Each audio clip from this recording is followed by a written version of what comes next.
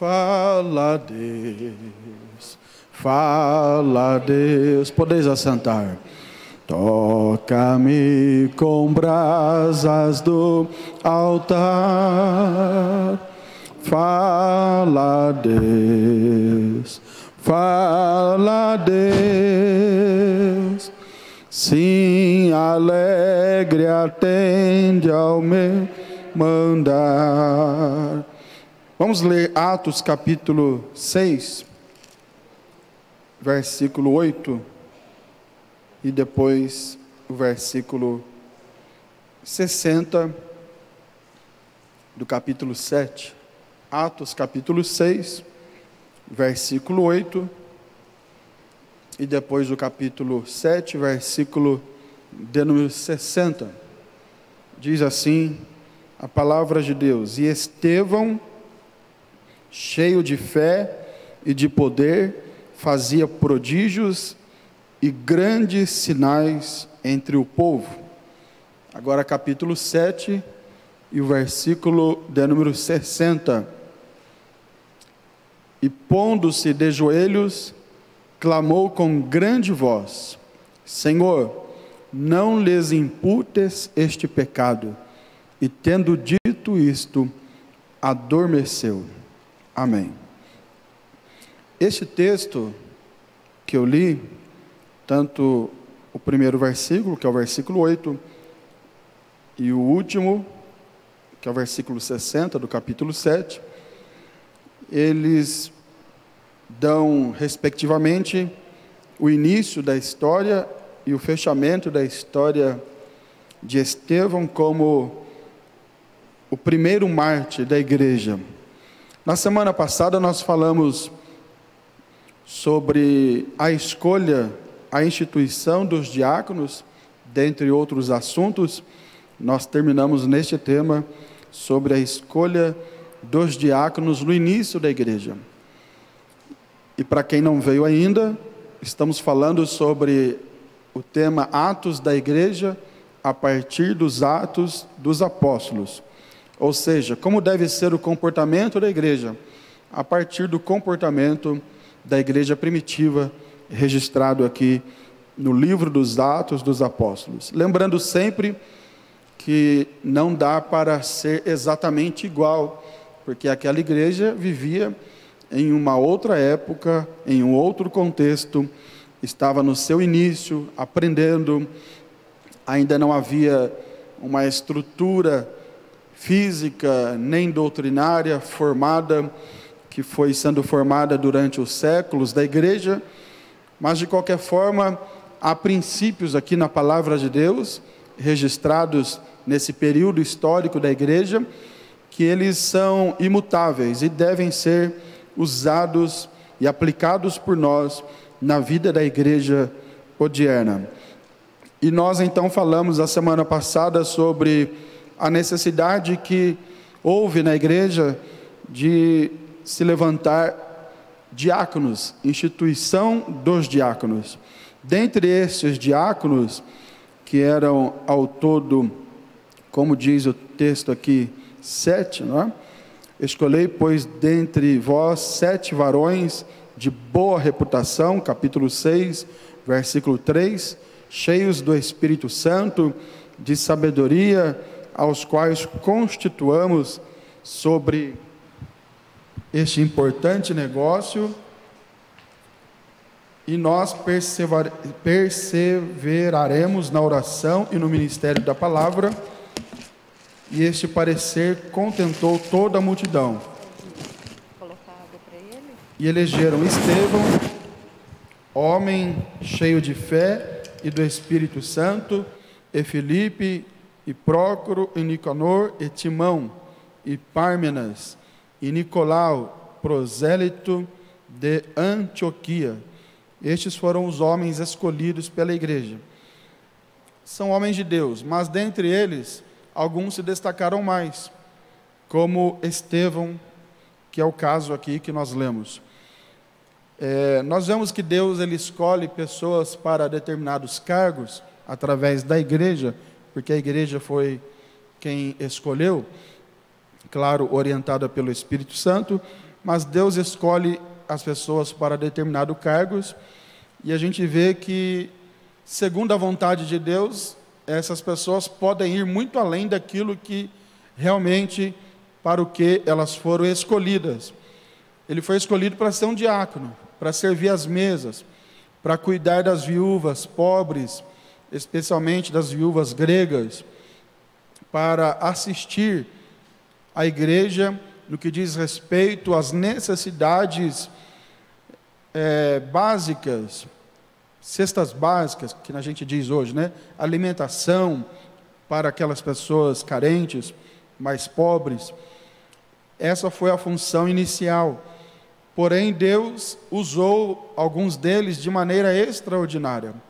Dentre eles, Estevão foi um que o Senhor usou de maneira extraordinária. E é sobre ele que nós vamos falar um pouquinho hoje, e a partir dele extrairmos lições para a igreja nos dias atuais.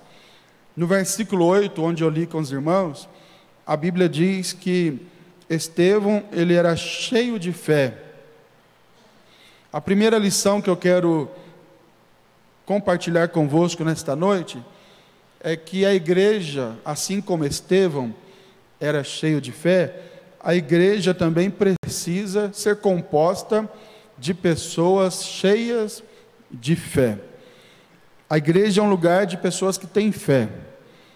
A própria natureza da igreja já nos mostra que aqui vem pessoas que possuem fé, que querem receber de Deus algo, que acreditam que Deus pode fazer alguma coisa que vai além daquilo que é natural, daquilo que é ordinário.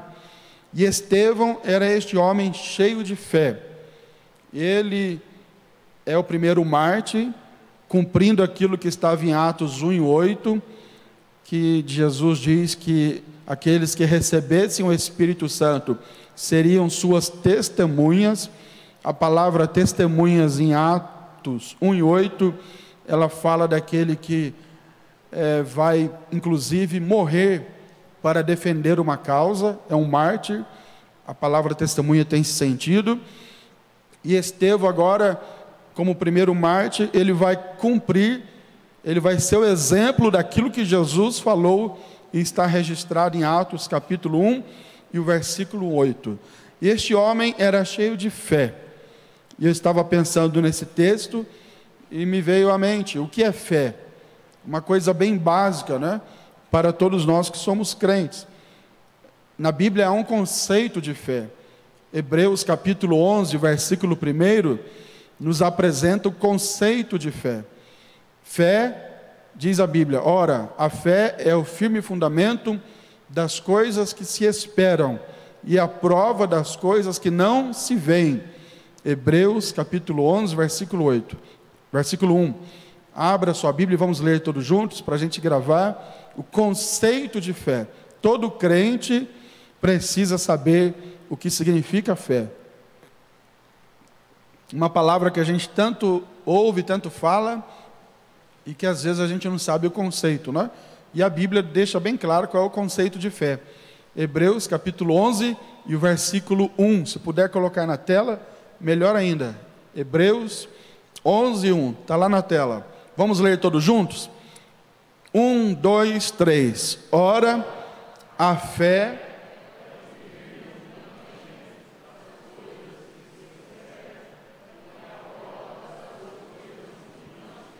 Bom, aí está o conceito daquilo que é fé.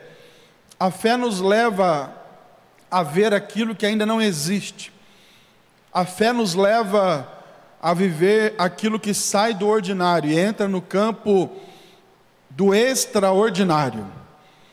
A fé, ela é a prova daquilo que a gente não está vendo ainda. Um exemplo muito interessante que é citado por um pastor famoso em relação à fé é dizer e comparar uma mulher que está gestante.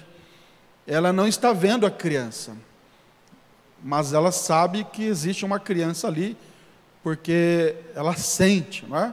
Que um ser vivo ali no seu ventre. Então, ela não está vendo, por mais que existam aparelhos modernos hoje, mas ela não vê tal como é. Mas ela sabe que existe ali um ser vivo. Então, quando o crente tem fé, é como se ele estivesse gestante do milagre, gestante daquilo que ainda vai acontecer. Ele não viu, ele não tocou, ele não apalpou, mas ele já sabe que existe, ele está gestante do milagre. O crente, ele precisa ter fé. Todos nós precisamos, como diz aqui a Bíblia, ser como Estevão, cheio de fé.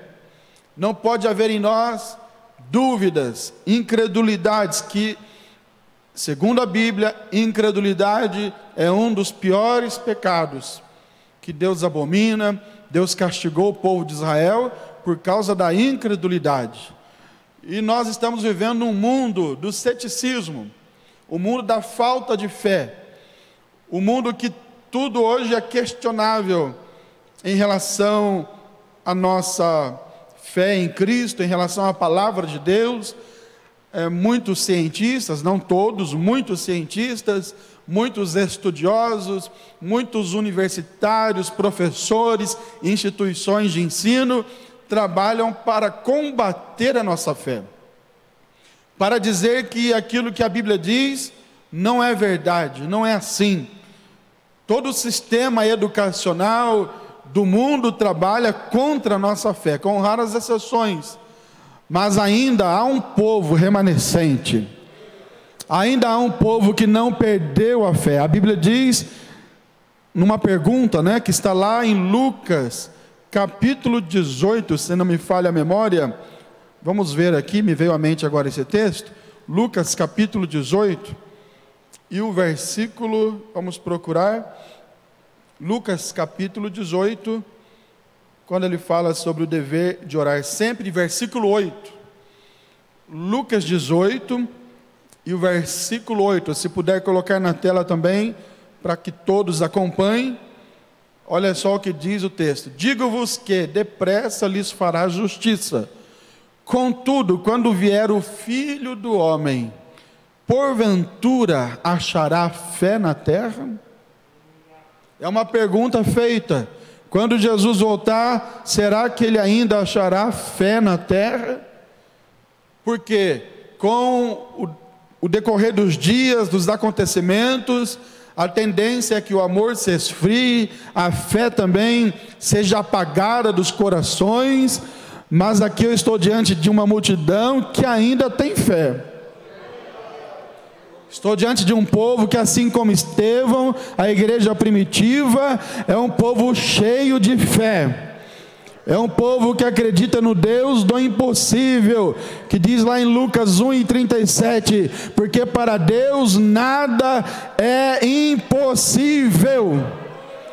E Jesus falou para Maria, para Marta: se creres, verás a glória de Deus.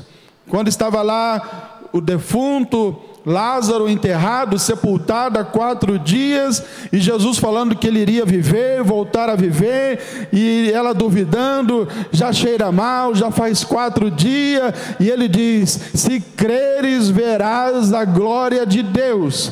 E eu quero ministrar nesta noite, para você que está pela internet, você que está aqui, quando há fé, há milagre.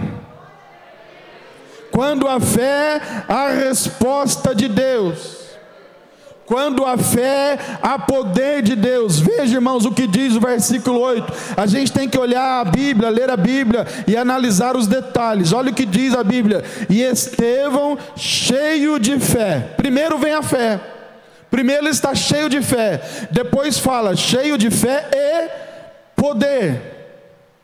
Não existe poder sem fé. Quando a igreja está cheia de fé, Deus manda o poder também. O poder do alto é derramado. Eu creio, estou pregando já desde o início que começamos a falar sobre este livro, e a nossa intenção, a nossa oração é para que Deus mande, derrame sobre nós um avivamento, um despertamento espiritual, aleluia. E para que isso aconteça, tem que ter fé no nosso coração, aleluia. Não é a fé natural que o homem natural tem, a fé que depende apenas daquilo que ele está vendo, mas é a fé, nem tão pouco a fé para a salvação, mas é a fé para acreditar e ver o sobrenatural de Deus. É a fé que transcende. Qual é a fé que transcende? É a fé que nos tira do ambiente natural, da dimensão que estamos, e leva-nos para uma quarta dimensão, para uma outra dimensão, uma dimensão que a ciência não caminha, uma dimensão que a filosofia não caminha, uma dimensão que a teologia não caminha, uma dimensão que os intelectuais não caminham, os grandes reis da terra não caminham. É a dimensão do transcendental, que faz a gente ver coisas que ninguém vê, que faz a gente viver coisas que ninguém vive. E aqui Estevão, ele era cheio de fé e de poder. Quando tem fé, tem poder. Diga comigo, quando tem fé, mas diga com fé, quando tem fé, tem poder. Quem quer poder de Deus nesta noite? Quem crê que o poder de Deus será derramado aqui neste lugar? E diz mais, cheio de fé e de poder. Aí depois da fé e depois do poder, fazia prodígios e grandes sinais entre o povo. O que eu aprendo aqui, Marcelo? É que não há prodígios e sinais se não houver fé. Primeiro, fé. Depois vem prodígios e sinais. Porque como é difícil você pregar para um povo que se tornou religioso somente, um povo que se tornou apenas denominacionalista. Ele sabe tudo da Bíblia, ele conhece tudo da liturgia do culto. Você está pregando, ele está te analisando, ele está sabendo tudo o que você está falando e mais um pouco. Inclusive ele sabe apontar os erros que você está cometendo, mas ele perdeu a fé. A fé dele ficou só no intelecto, só nos livros. E não estou fazendo aqui apologia à ignorância. Devemos ler, estudar, buscar conhecimento. Mas a Bíblia diz que Estevão, ele era cheio de sabedoria. Não diz que ele era cheio de conhecimento. Diz que ele era cheio de sabedoria. Porque a sabedoria é a capacidade que temos de usar bem o conhecimento. Porque tem muita gente, Raildo, que tem o conhecimento só, mas não tem a sabedoria para aplicar o conhecimento. Você deve conhecer algum obreiro, algum crente que tem muito conhecimento, mas ele não prospera, ele não sai do lugar.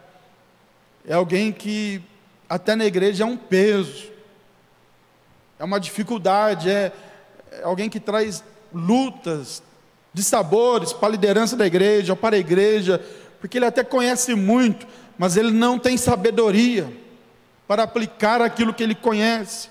Ele usa o conhecimento para o seu bel prazer, para a sua autopromoção, para criticar a igreja, os demais. Mas a Bíblia diz que Estevão, ele era cheio do Espírito Santo e de sabedoria. Porque a sabedoria, repito, é a capacidade de aplicar bem o conhecimento. A pessoa conhece muito, mas com a sabedoria, ela aplica corretamente o conhecimento. Eu conheço obreiros que têm muito conhecimento, já até trabalharam conosco no campo, mas quando vai fazer a obra de Deus, dirigir um trabalho, uma congregação, eles espalham, eles desfazem tudo o que foi feito, porque não sabem aplicar o conhecimento, não têm sabedoria. O conhecimento deixou-os doentes, orgulhosos, prepotentes, arrogantes, questionadores. Trabalham na contramão da igreja, na contramão das decisões ministeriais. São pessoas que têm conhecimento, mas não têm sabedoria. Em contrapartida, há outros que não têm tanto conhecimento, mas têm sabedoria. Quando pega o microfone, Deus enche a igreja da graça que sai da boca deste que fala. Quando pega o microfone, Deus enche o coração daqueles que estão ouvindo, porque ele tem sabedoria, ele é cheio do Espírito Santo. E Estevão, ele era cheio de fé. Diga comigo, fé. Só para interagir um pouquinho, diga para alguém aí, não pode faltar fé. E se tiver faltando, pede, porque Ele te concede. A fé também vem de Deus. A fé também é um dom de Deus. A fé também pode ser pedida. Peça e Ele te dá fé. Aleluia. Fala como os discípulos, Senhor, aumenta a nossa fé. Aleluia. Quem quer mais fé aqui nesta noite? Então faça essa oração. Senhor, aumenta a minha fé. Eu quero ver o sobrenatural, aumenta a minha fé. Diga então, fé, poder, prodígios, grandes sinais. Eu fiz de propósito para vocês falarem isso, e agora eu vou fazer a pergunta. Isso que a gente viu aqui e vê aqui, podemos viver novamente, sim ou não? Quem crê que podemos? Então peça, Senhor, dá-nos outra vez dias como este. Claro que há outros momentos na história da igreja que houve grandes avivamentos, mas eu estou me referindo a este aqui também. E principalmente, nós podemos viver estes momentos de milagres. Eu tenho fé que alguém pode entrar aqui, paralítico, e sair andando. Eu tenho fé que alguém pode entrar aqui canceroso e sair curado. Esse não é o alvo principal do Evangelho, é a salvação das almas, mas é também parte do Evangelho. Jesus nos garante que milagres podem acontecer. Eu tenho fé que alguém pode entrar aqui totalmente preso pelas drogas, pelos vícios, e a gente não precisar mandar para uma casa de recuperação. Uma oração quebra as correntes e a pessoa sai daqui liberta em nome de Jesus. Sinais, prodígios. Bendito seja o nome do Senhor. Agora, quando existe fé, poder, sinais, maravilhas entre o povo, sempre tem oposição. Diz a Bíblia que levantaram-se alguns que eram da sinagoga chamada dos libertos, talvez judeus que receberam a cidadania romana, dos sirineus, dos alexandrinos, os que eram da Cilícia, da Ásia, várias pessoas de várias regiões e várias sinagogas.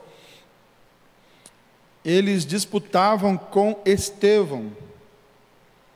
Ou seja, eles não criam, eles combatiam aquilo que Estevão pregava, e começaram a disputar com ele. Mas olha só o que diz o versículo 10, olha aí no versículo 10. Todos eles não podiam resistir à sabedoria e ao espírito com que falava. Qual é a outra lição que a gente aprende aqui? Quando a igreja se envolve num avivamento, num despertamento, o povo se enche de fé, de poder, Jesus começa a realizar milagres, a oposição vai aumentar, o lado de lá vai fazer mais força para tentar parar a marcha da igreja. Porém, assim como Estevão, diz a Bíblia, ele estava cheio de sabedoria e com o Espírito Santo na sua vida, e eles não podiam resistir. Da mesma forma, os inimigos não podem resistir uma igreja que está envolvida num avivamento espiritual. O diabo levanta para cair. O inimigo levanta para cair. E eles não podiam resistir à sabedoria e ao espírito com que falava. Ou seja, havia em Estevão autoridade na sua fala. Ele tinha fé, poder de Deus, milagres aconteciam, e ele falava com autoridade a palavra de Deus. Eles disputavam com ele, mas ele pregava com autoridade, pregava com ousadia. Eu congreguei numa igreja onde eu passei boa parte da minha infância, adolescência e até casar. E nessa igreja, em um período, em um momento dela, Jesus mandou um grande avivamento. Aquela igreja cresceu de forma extraordinária, e dela saíram várias congregações do campo, e ela cresceu muito. Ela se chama Assembleia de Deus Belém, no bairro Washington Beleza, em Cruzeiro. E cresceu muito. Mas eu me lembro, irmãos, que nos cultos dos jovens,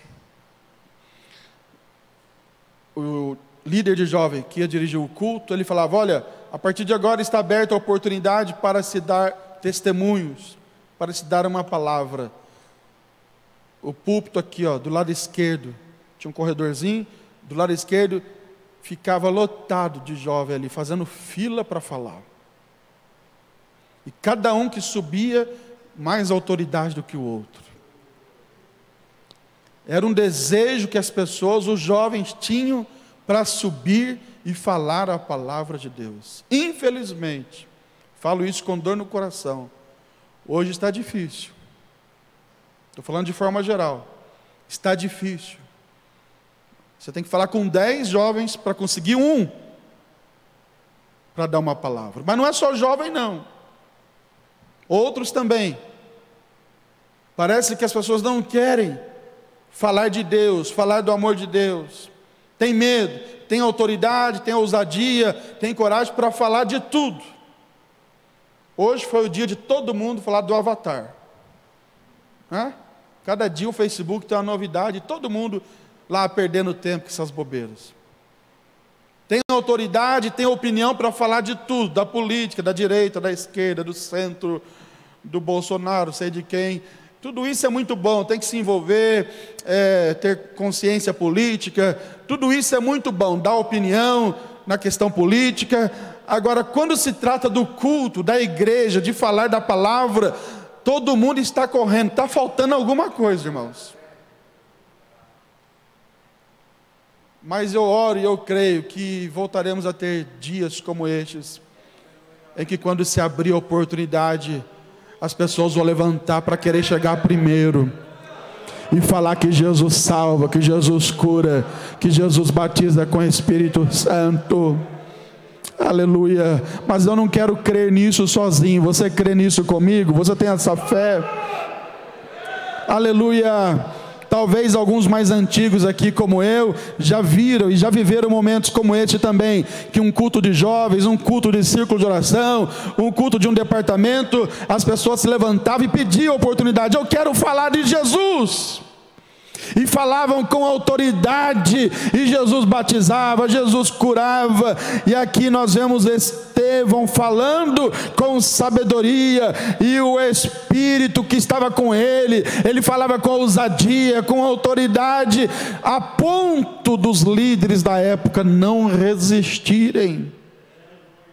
E não eram qualquer pessoa, não, eram líderes gabaritados, formados, treinados, mas não resistiam à palavra que ele falava. Aí resolveram subornar alguns homens, para estes homens dizerem que ouviram Estevão blasfemando contra Moisés e contra Deus. Veja que esse negócio de suborno não é novo, né? Na Bíblia tem vários casos assim. E subornaram alguns homens, excitaram o povo e os anciãos e os escribas, investindo contra ele, e o arrebataram e o levaram ao conselho. Foi preso. Estevão agora está preso diante do conselho. Apresentaram as falsas testemunhas que diziam, versículo 13: este homem não cessa de proferir palavras blasfemas contra este santo lugar e a lei. Tudo isso era falso. Gente que foi paga para falar mal dele, para caluniá-lo. E ele ali, ouvindo essas acusações. Porque nós lhe ouvimos dizer que esse Jesus Nazareno há de destruir este lugar e mudar os costumes que Moisés nos deu. Então todos os que estavam assentados no conselho olharam para Estevão, e quando fixaram os olhos nele, viram Estevão assustado, cabisbaixo, desanimado. Olha o que diz a Bíblia: ele estava sendo acusado injustamente. Subornaram pessoas para caluniarem Estevão. Mas quando todo o conselho, os homens poderosos que estavam ali para julgá-lo, olharam para ele, viram o seu rosto como de um anjo. Isso aqui fala da glória de Deus que estava na vida de Estevão. Assim como Moisés, como desceu do monte, o seu rosto estava brilhando com a glória de Deus. O Senhor está aqui confirmando que estava com Estevão. Ele estava sendo caluniado, estavam mentindo contra ele, estavam acusando de algo que ele não fez, mas quando olharam para ele, não viram um Estevão com medo, um Estevão covarde, mas viram um homem com o rosto como de um anjo. Ou seja, a glória de Deus estava nele. E a glória de Deus, ela precisa estar na igreja também. Quem quer esta glória? Quem quer esta glória? Quem quer esta glória? A glória aqui no altar, nos músicos, no círculo de oração, entre os obreiros, entre os jovens. Quem quer esta glória em momentos de dificuldades, de lutas, de perseguições, na congregação, lá onde você dirige o trabalho? As pessoas, quem sabe, vão se investirem contra a sua vida, mas vão olhar para você e vão ver que Deus é contigo. Podem se levantar contra você, a sua família, mas elas vão ter que ver que Deus é contigo, Deus está com você. Aleluia. E quando viram ele como um anjo, o rosto de um anjo, e disse o sumo sacerdote: porventura isto é assim? Perguntou para ele: Estevão, é verdade o que estão falando? Te acusando? Aí Estevão pegou a palavra e sabe o que ele fez? Começou a pregar. Esse sermão que está aqui, no capítulo 7, é o sermão bíblico que mais contém passagens bíblicas. É o sermão mais rico em passagens bíblicas. Ele conta aqui de maneira resumida, mas ele conta a história desde o início, desde o chamado, lá de Abrão, quando, estando na Mesopotâmia, antes de habitar em Harã, e ele vem contando toda a história, desde Abraão até chegar ao Messias, até chegar em Jesus. É um sermão riquíssimo. Se vocês olharem, vocês vão ver aqui um resumo da história do Velho Testamento até chegar em Jesus, o nosso Senhor e Salvador. E quando chega em Jesus, olha o que Estevão diz lá no capítulo 7 e o versículo de número 54. E ouvindo eles isto, enfureciam-se em seu coração e rangiam os dentes contra ele. Porque eles ficaram com fúria, com raiva, porque Estevão apontou o pecado deles. Estevão disse assim no versículo 51: homens de dura cerviz, incircuncisos de coração e ouvido, vós sempre resistis ao Espírito Santo. Irmãos, imagine você diante de um conselho, sendo acusado, prestes a morrer. Provavelmente na mente dele passava isso, como de fato ele morreu. Talvez se fosse nós, a gente daria um jeitinho, Vamos pregar uma coisa aqui mais suave, fazer algo mais politicamente correto para tentar escapar da mão desses homens. Mas ele olha para eles e diz: homens de dura cerviz, versículo 51, incircuncisos de coração e ouvido, vós sempre resistis ao Espírito Santo, como o fizeram os vossos pais, assim também vós. Verso 52, a qual dos profetas não perseguiram vossos pais? Até mataram os que dantes anunciaram a vinda do justo. Ou seja, os pais de vocês são matadores de profetas. Olha que palavra dura. Vocês resistem ao Espírito Santo. Vocês não ouvem a voz do Senhor. Os pais de vocês matavam os profetas. Até mesmo mataram aqueles que anunciaram a vinda do justo, que é Jesus, do qual vós agora vos tornastes traidores e homicidas. Ou seja, os pais de vocês mataram os profetas e vocês traíram e mataram Jesus. Isso ele está falando para o conselho, para homens que tinham o poder de decidir, de matar. Olha o 53. Vós que recebestes a lei por ordenação dos anjos e não aguardastes a lei que foi dada lá por Moisés. E no 54 ele diz: ouvindo eles isto, enfureciam-se em seus corações e rangiam os dentes contra Estevão. Você sabe o que é ranger o dente, né? De raiva. A pessoa está, como a gente diz, morrendo de raiva, rangendo os dentes contra Estevão. E o versículo 55 diz: mas ele, cheio do Espírito Santo, fitando os olhos no céu. Agora pense comigo. Estevão foi levado para um lugar fechado, para o conselho. Era um edifício fechado. Como se olhasse aqui, dentro do templo, você vai ver o teto, o forro. Mas ele, olhando para cima, ele não viu o forro.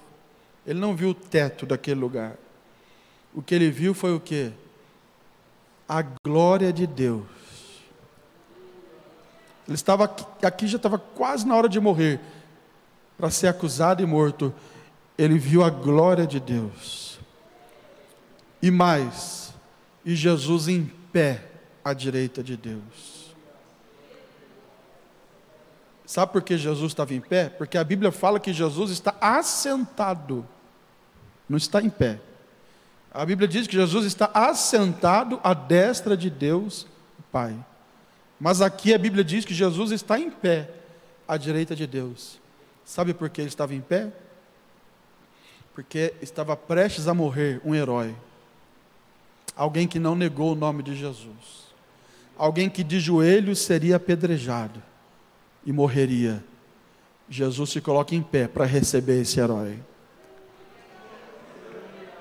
Ele iria morrer dentro de poucos instantes, mas o Senhor se levanta do seu trono, do seu lugar de honra, e se coloca em pé para receber aquele que não negou o seu nome. Aleluia, que maravilha isso aqui. Se nós como igreja, diante das lutas, porque isso aqui não é para assustar ninguém, mas saibam de uma coisa: para a igreja, a verdadeira igreja aqui na terra só vai piorar. Para nós, pode ser que dê uma melhorada pontualmente, como cidadãos, no sentido material, humano, físico, mas no sentido espiritual, para a verdadeira igreja só vai piorar. Porque a verdadeira igreja que vai continuar pregando a verdadeira palavra, ela vai ser tida como preconceituosa e outras coisas que vocês sabem, não precisa aqui dizer. E digo mais, a verdadeira igreja será atacada inclusive pelos irmãos, inclusive por outras igrejas que também se dizem evangélicas, porque eles vão dizer que a gente é retrógrado, é atrasado, a gente é preconceituoso, porque a coisa vai afunilando. O mundo jaz no maligno. Não pensem vocês que as coisas vão melhorar, não vão. Todo o sistema mundano está sendo preparado para receber o anticristo. Quem acompanha os sinais da vinda de Jesus, os sinais que estão na Bíblia, estão atentos a isso, sabem que tudo está sendo preparado para a vinda do anticristo. E a igreja vai sendo cada vez mais espremida aqui na terra, mas quando ela não suportar mais o princípio de dores, o princípio da tribulação, quando ela não suportar mais, o Senhor Jesus a levará para o céu. Nós olharemos para cima, e de lá nós veremos a glória de Deus. Lá nós veremos o Senhor Jesus, que vai vir nos ares, e vai nos receber, e nós vamos ver a glória de Deus, o Pai, a glória do Filho, a glória do Espírito Santo. E a Bíblia diz no versículo de número 57, e eles gritaram com grande voz, taparam os ouvidos e arremeteram unânimes contra ele. Ou seja, nenhum defendeu Estevão, nenhum daqueles líderes defendeu Estevão, e expulsando-o da cidade, o apedrejavam, e as testemunhas depuseram as suas vestes aos pés de um jovem chamado Saulo. Saulo estava lá. Daqui a pouco Jesus vai salvar eles, vão chegar lá, no capítulo 9 de Atos. Mas Saulo estava lá, concordando com tudo, com a morte de Estevão, perseguindo a igreja, e apedrejaram a Estevão, que invocando dizia, olha que lindo, quando apedrejavam Estevão, ele orava e dizia, Senhor Jesus, recebe o meu espírito. Sabe o que a gente aprende aqui também? Certeza da salvação. Ele estava morrendo, mas ele tinha segurança da salvação. Aleluia. Pode ser que a gente não passa por isso aqui no Brasil, né? De perseguição dessa forma, mas a gente vê no mundo afora igrejas sendo perseguidas e crentes morrendo, mas com essa convicção. E pode ser que a igreja aqui no Brasil também venha viver dias difíceis, mas a igreja que vai morar no céu e se inspira nessa igreja primitiva, na história de Estevão, dos apóstolos, é a igreja que tem certeza da salvação. Ele disse, Senhor Jesus, recebe o meu espírito. Aleluia. Quem tem certeza que um dia vai morar no céu, levante as duas mãos e dê o melhor glórias a Deus que você puder. Ele tinha essa certeza, ele não teve dúvidas na hora da morte. E para terminar, coração perdoador. Ele ainda diz, se pondo de joelho, clamou em grande voz, dizendo, Senhor, não lhes imputes este pecado.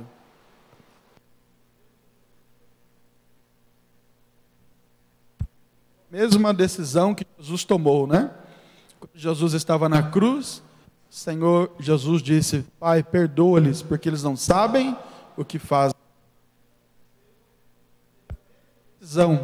Ele disse, Senhor, não lhes impute este pecado. E a Bíblia diz que ele adormeceu. Fiquemos em pé em nome do Senhor Jesus.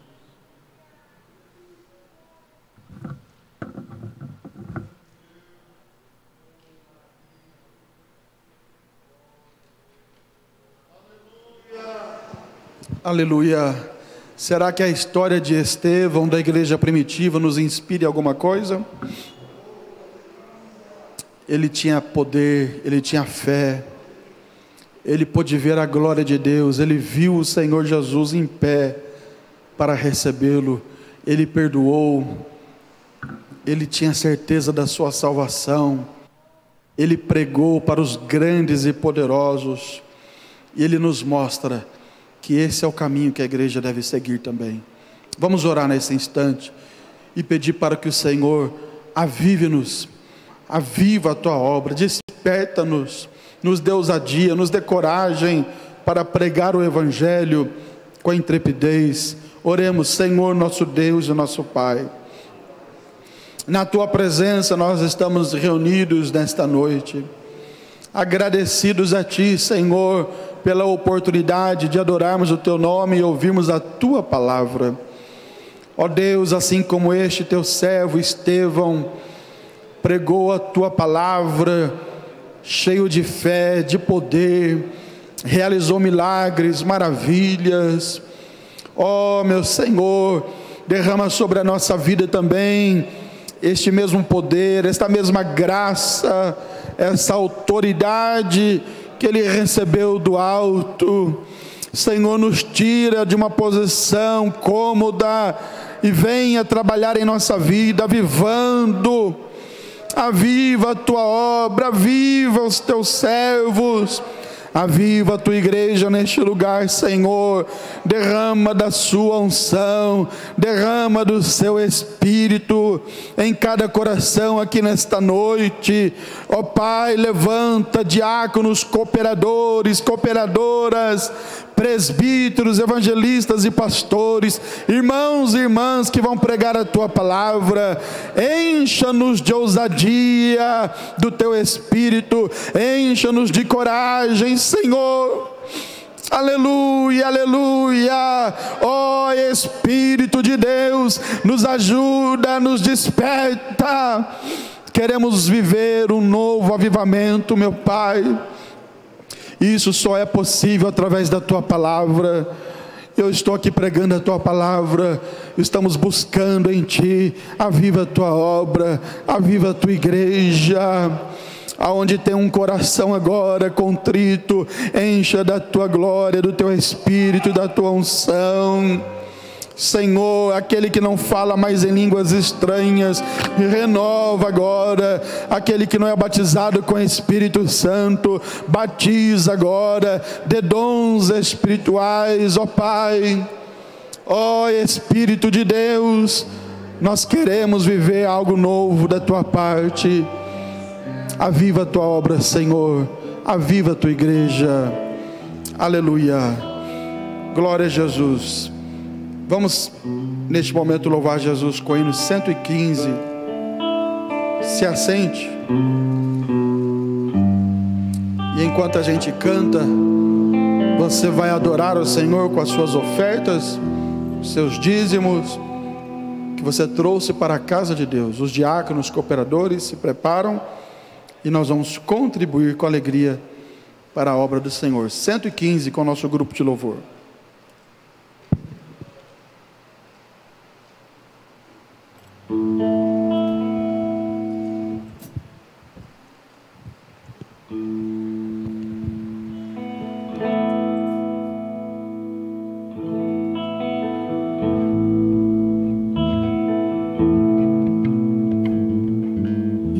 Quero trabalhar para meu Senhor, levando a palavra com amor. Quero eu cantar e orar, e ocupado eu quero estar na vinha do Senhor. Trabalhar e orar na seara e na vinha do Senhor.